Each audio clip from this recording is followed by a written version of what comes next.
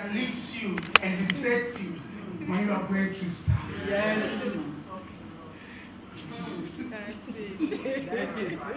That is why there's a common cliche in my local, I don't know about other languages, but it said, a poor man has no friend. You have the same in your language? Yes. That poor man has no friend.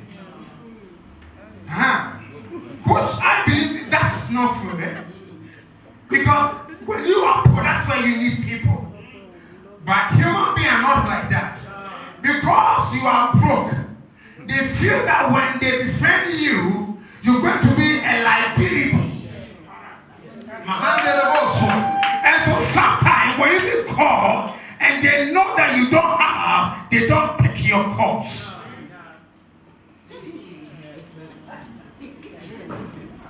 And then they'll call you later, sister, I'll call you back, and they never call after 3 days. But wait till you find a good job. Wait till things happen. Even without you calling, they'll call you. By the time you flash, they'll call you back. I'm talking to people that they don't know what I'm talking about here. I think it's all well with you. But I have gone through situations, I've experienced stuff in my life that made me to appreciate relationships and friends.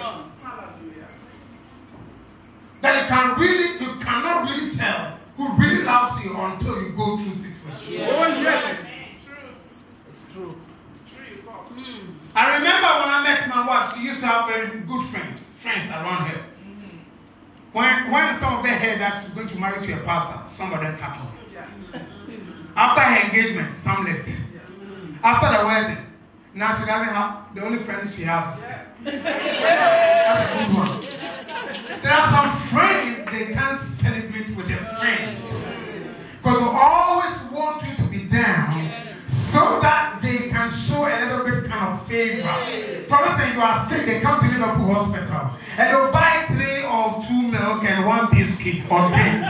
And they'll buy a little card and on it is written, get well soon. And it makes you feel that that's a beautiful friend you've ever had. But wait till you get well. Wait till you find a good job. Wait till the promotion comes. Wait till you change your car. Wait till you change your house. Wait till you have your permanent residence and see who will fill part.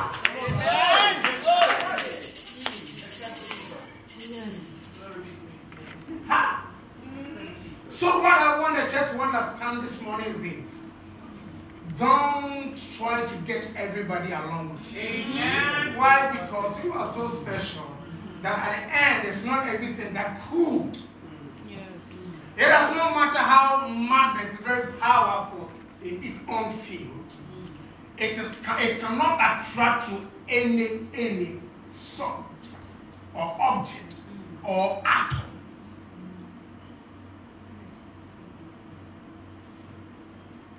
Magnet will be able to attract to itself a metal that have the same substance as it is.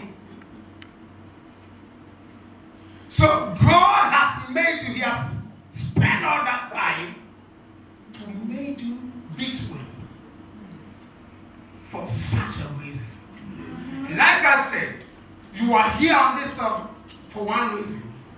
There is something that God really wants to do here on this earth. But nobody will be able to do that except you. So none of us here is an accident of creation. None of us here, even though your parents would have said, look, we are not ready for her. He is too close to the sister. Some even they try abortion. And yet. So I come to believe that there's no such thing like illegitimate children. Have you heard that word before? Yes. There's no such like that. Because the world believes that if your father and your mother are not married legally and have you out of wayward or deadlock or whatever word, they consider you But I believe that we have illegitimate parents, but not illegitimate child. You are not getting that. Because God, if it is not God, listen to me, when a man and a woman meet, all right, there's something that's released from the man called spermatozoa. Is that correct? And when they form, they join that of the woman. It goes through ovary, and then fertilization must take place. At that time, the blood becomes an embryo, very fragile. The next thing that the woman will do, you will lose that thing. However, God helps you.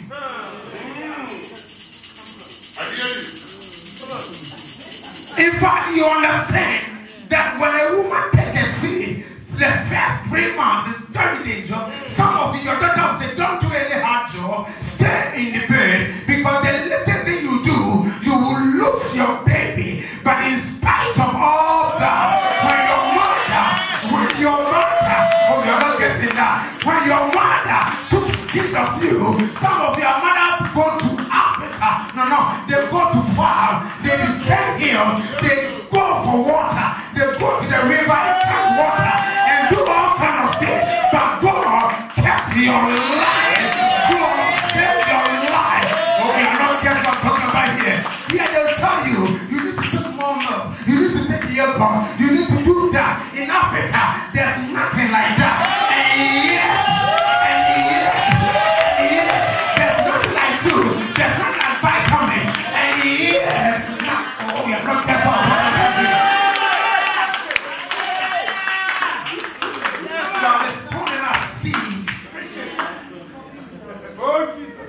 But some of us, you know, fried corn. Your mother has to take that one as breakfast. Just to survive that pregnancy. Because she was picked up from home when that man impregnated her. And yet God kept it.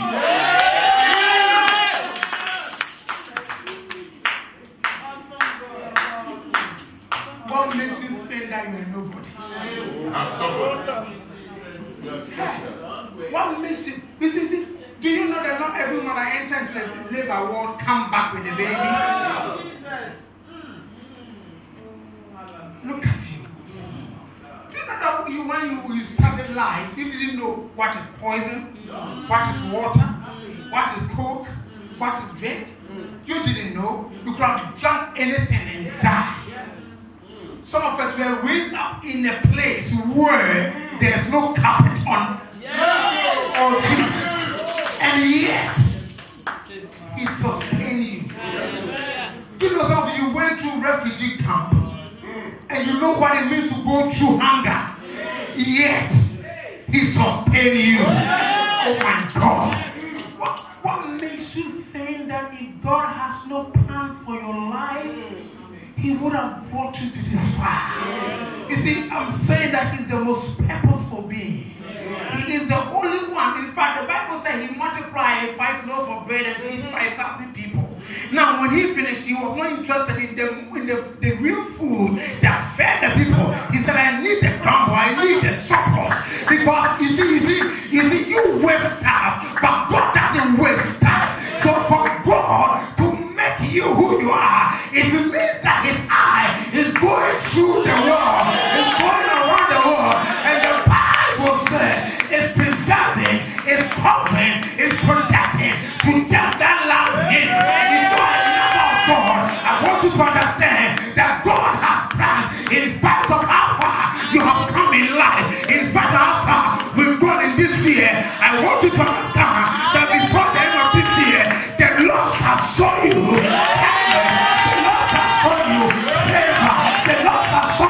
listen to me.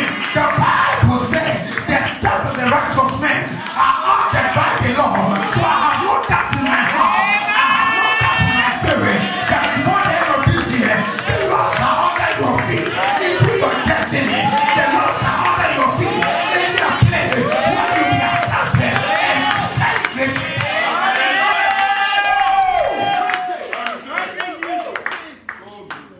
Let me give you one scripture and end my message. Job chapter 40.